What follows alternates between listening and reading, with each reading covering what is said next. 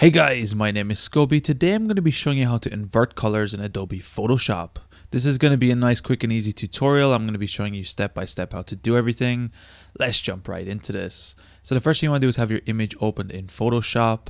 And then from here, we're going to be looking for our adjustments panel. If you can't find this, simply come up to Window and click on Adjustments. And then Photoshop should snap open the current window.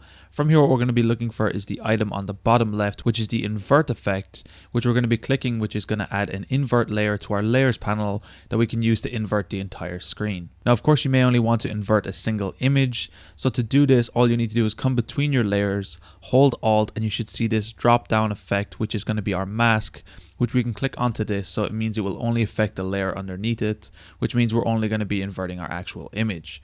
This is great if you got multiple images in a layer, or maybe you only want to invert one layer in your panel. This is a really cool effect.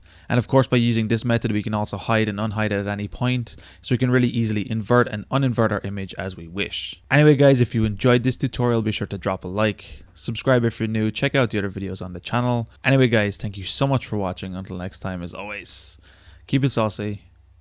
Peace.